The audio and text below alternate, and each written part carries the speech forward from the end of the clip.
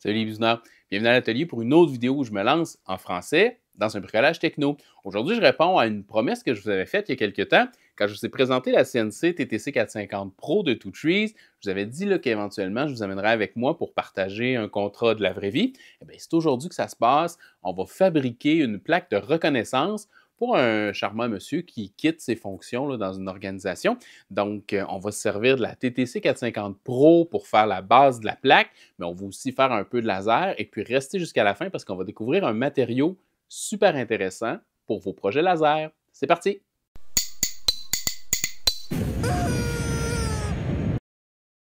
Maintenant, pour se mettre un peu dans le contexte thématique de la plaque qu'on va réaliser aujourd'hui, cette plaque va être remise à M. Pierre Gaudreau, qui est un des membres fondateurs du Club Samoyed du Québec et qui quitte ses fonctions là, après 6 années d'implication dans le mouvement. Et si vous n'êtes pas familier avec les Samoyeds, c'est une race de chiens, c'est des gros toutous blancs, tout doux, tout fluffy. Oh, on voudrait juste les... il me semble, là, c'est... Ils sont trop mignons. Donc, le concept qui a été approuvé pour la plaque, c'est d'utiliser une planche de bois d'environ 1 pouce d'épaisseur, 25 mm, puis de faire un contour d'une image d'un samoyède debout de profil, avec en dessous, en bas, là, une plaque rectangulaire avec une inscription spéciale pour M. Gaudreau.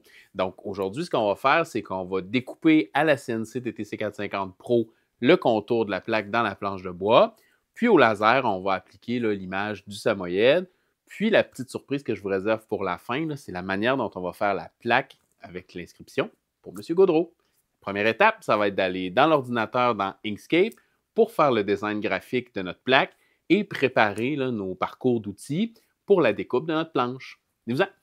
Donc, le premier truc que je veux partager avec vous, c'est que j'ai intégré à mon projet l'intelligence artificielle. J'ai demandé à mon bon vieux pote ChatGPT de me générer des images de samoyèdes debout de profil. Comme ça, là, je vais obtenir des images non seulement qui vont être originales et probablement uniques, mais en plus que je peux utiliser dans mes projets là, sans avoir à me soucier des droits d'auteur, des royautés, tout ça. Donc, j'ai pu télécharger l'image que je préférais. On a même eu une petite discussion, c'est intéressant, ici là, en bas. Il me proposait les images au format web. Mais moi, je voulais qu'il soit en PNG ou en JPEG. Alors, je lui ai demandé comment je pourrais avoir ça en JPEG ou en PNG. Et puis, à la fin de notre discussion, là, je lui ai demandé de toujours, à l'avenir, me proposer des images au format PNG ou JPEG. Alors, il m'a dit, pas de problème, à partir de maintenant, je vais vous fournir des PNG. Et là, j'ai pu télécharger cette image-là au format PNG que j'utilise de manière plus facile et plus habituelle que le format .web qui nous offre par défaut. Donc, cette image-là, je l'ai ouverte dans Inkscape. Inkscape, c'est le logiciel où j'ai fait mon design graphique de ma plaque pour pouvoir générer vectoriellement les trajets dont je vais avoir besoin pour découper le contour de ma plaque et aussi pour graver au laser la fameuse image du samoyède puis le texte qu'il va avoir en dessous. Donc, le montage final de notre plaque, ça ressemble à ça ici. On a le message en dessous, le chien en haut et le contour qu'on voit en noir ici, c'est l'extérieur de la planche de bois qui va être découpé, lui, à la CNC. Donc, ce que j'ai fait, c'est que j'ai enregistré une copie de mon image finale, mais dans laquelle j'avais enlevé tout sauf le contour. Puis, ce contour-là, je vais l'enregistrer au format DXF directement dans Inkscape. Inkscape permet d'enregistrer au format DXF, puis ça peut être super pratique parce que la plupart des logiciels de dessin, puis les logiciels de CNC, les plateformes comme Easel que j'utilise beaucoup, fonctionnent très bien avec les DXF. Donc, on va enregistrer ça en DXF. Je vais l'appeler Samoyed Contour 1 DXF pour ne pas mélanger avec les autres fichiers.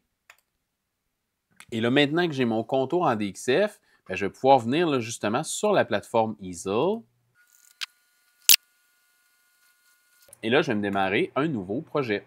Je vais commencer par paramétrer ma pièce de travail.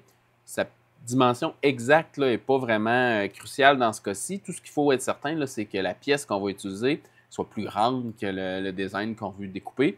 Donc, moi, ici, je vais faire 15 par 15. Je suis certain qu'en l'intérieur de 15 pouces par 15 pouces, mon design va entrer.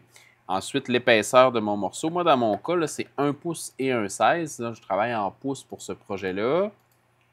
1 pouce et 1,16, c'est environ un petit peu plus que 25 mm si vous travaillez en millimètres. Maintenant, je vais paramétrer mon outil. Je sais que je vais utiliser une fraise à bout droit de 6 mm de diamètre. Donc, je vais venir lui donner cette information-là. Et ensuite, il y a mes paramètres de coupe, là. Je vais aller un petit peu moins fort que les paramètres automatiques parce que, bon, je vais être certain là, que le fini soit super beau. Donc, je vais y aller avec 20 pouces par minute au lieu de 30. Plongeon à 9, ça c'est bon. 0,05 pouces par passe, c'est pas très généreux, là. Je vais y aller à 0,1, un petit peu moins qu'un huitième de pouce. Donc environ là, 3 mm, dans les environs de 3 mm par passe. Donc maintenant que ma pièce de bois est paramétrée, je vais venir importer mon contour avec les outils à gauche ici. Je vais utiliser Importer un DXF.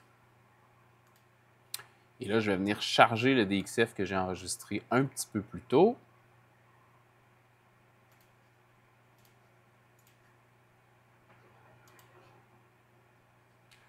Par défaut, je vais lui demander que la coupe se fasse à l'extérieur du trajet parce que c'est vraiment la forme que je veux conserver à l'intérieur de ma découpe. Et je vais importer ça. Oh, là, on peut voir tout de suite que j'ai un souci d'échelle. En fait, ce qui est arrivé, c'est que dans Inkscape, mon dessin était en millimètres. Donc, j'avais 191 mm par 197 mm. Puis quand je suis arrivé dans Easel, j'étais paramétré en pouces. Donc, il m'a mis ça à 197 pouces au lieu de 197 mm, qui est l'équivalent de 7,762 pouces.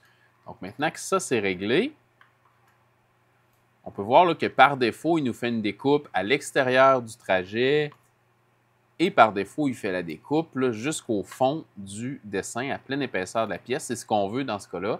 Donc, on va garder ça comme ça.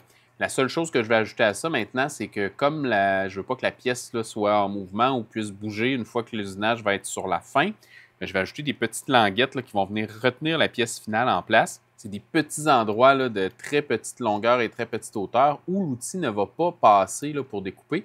Donc, ça va nous permettre là, de conserver notre morceau bien en place. Là, puis ensuite, on va pouvoir l'enlever facilement avec un ciseau à bois. Donc ici, il s'appelle des tabs en anglais. Donc, je vais cocher la case « Utiliser les languettes ». Ici, je peux choisir la hauteur et la longueur des languettes. Donc, je vais prendre là, un passage d'outil de haut. Puis la longueur, je vais la réduire un petit peu. Je trouve qu'un quart, c'est un peu long. Je vais mettre un 8. Et là, on peut choisir la quantité. On voit ici là, des petites zones jaunes qui sont apparues. Ça, c'est l'endroit où il va nous mettre nos languettes. Pour pouvoir faciliter la finition de la pièce, j'aimerais ça pas trop avoir de languettes dans des courbes qui vont être peut-être difficiles à sabler, parce que des fois, ça prend un petit sablage là, pour faire la finition. Donc, je vais venir mettre là, 3 languettes, mais je vais les mettre seulement dans le bas ici. Ça va être suffisant pour retenir la pièce.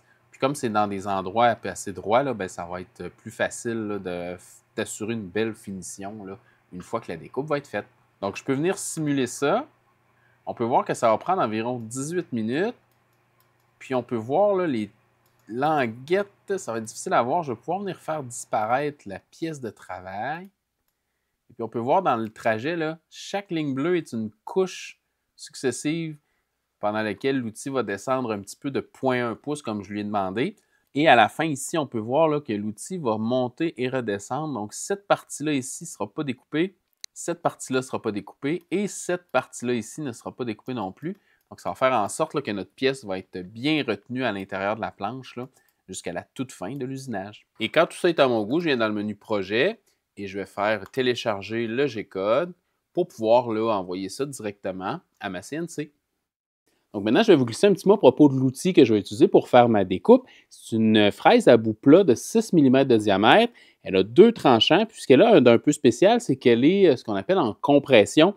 Donc le bas de la mèche va avoir tendance à amener les copeaux vers le haut, alors que le haut de la mèche, lui, va avoir tendance à faire descendre les copeaux vers le bas. Ça fait en sorte que lorsqu'on découpe une pièce là, sur toute son épaisseur, bien, ça a tendance à faire des belles finitions tant sur la face inférieure que sur la face supérieure. J'avais fait une démonstration très scientifique de ça, d'ailleurs, dans une vidéo il y a très longtemps sur la chaîne. Si vous êtes curieux de voir, là, je vous conseille d'aller jeter un œil à ça. Maintenant, un petit mot à propos du matériau qu'on va utiliser aujourd'hui. Il s'agit de merisier massif, laminé sur à peu près, là, comme je vous disais, à peu près 25 mm d'épaisseur, un peu plus. C'est rendu là, un item que j'adore me procurer quand je fais des projets de ce genre-là. C'est en fait une marche d'escalier. Je me suis rendu compte là, que c'était des collages de très grande qualité, pour un prix quand même très abordable. Là. Donc, à ma quincaillerie locale, j'achète des marches d'escalier. Puis, ça me permet d'avoir du matériel pour faire toutes sortes de projets. Quand j'ai besoin là, de bois solide, d'une certaine épaisseur, bien, je peux utiliser là, ces marches d'escalier-là. Ça fonctionne super bien, c'est du bois de super belle qualité et c'est quand même plutôt abordable.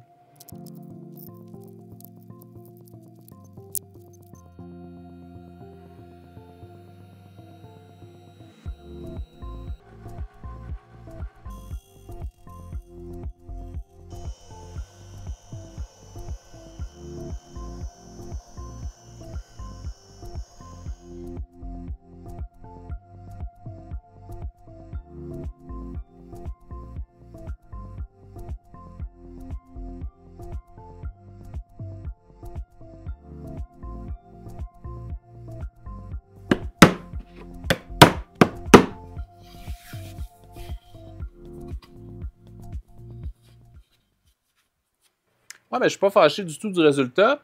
Maintenant, je vais donner un petit coup de sablage de finition, là, puis on va pouvoir passer aux étapes suivantes.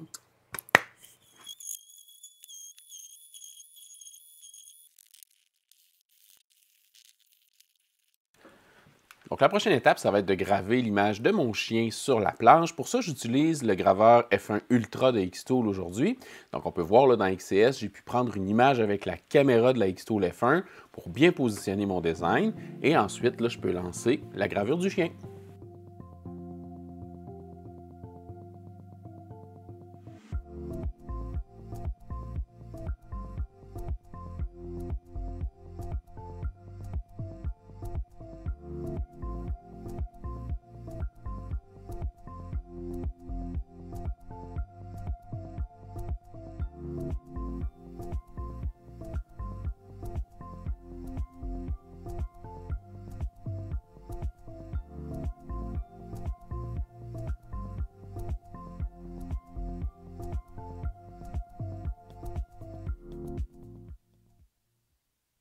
Oui, bien, la F1 Ultra fait un super bon travail.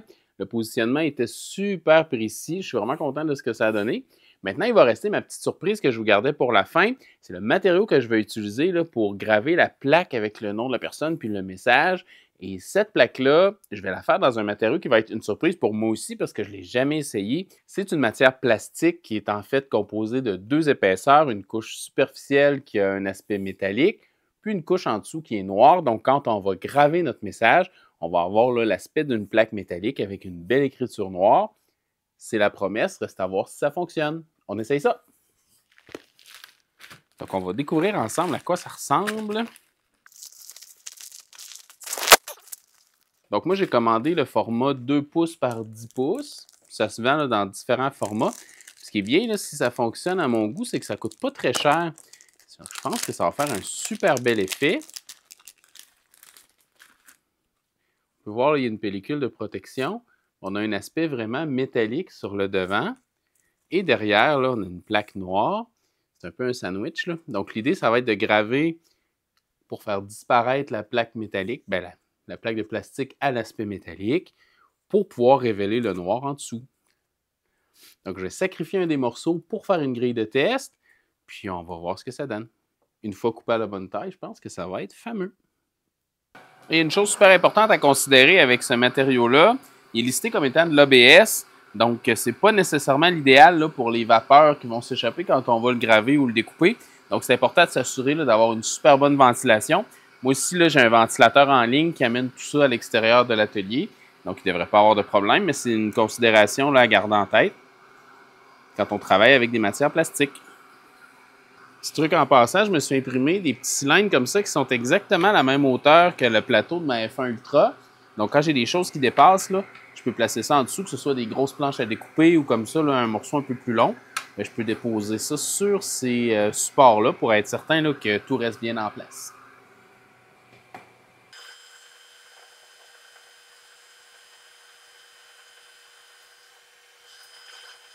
Le feu est en train de prendre, donc j'ai décidé de faire pause au test.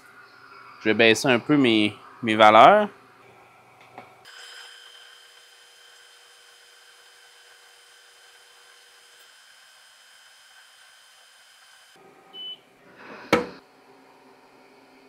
Donc, on peut voir qu'on a certaines cases là, qui sont super belles. Je vais vérifier avec mon tableau laquelle des cases là, fait le plus beau travail. Comme on peut voir, là, ça n'a Pas besoin d'avoir énormément de puissance là, pour faire une belle marque noire. On a même la possibilité de faire une marque plutôt blanche ou grise pâle. Mais moi, je vais y aller pour le noir là, dans le cadre de ce projet-là. Donc, je vais partir à nouveau là, de mon design complet. Puis je vais isoler cette fois-là le texte qui va aller sur la plaque. Puis on va pouvoir graver ça là, dans notre superbe plaque métallique.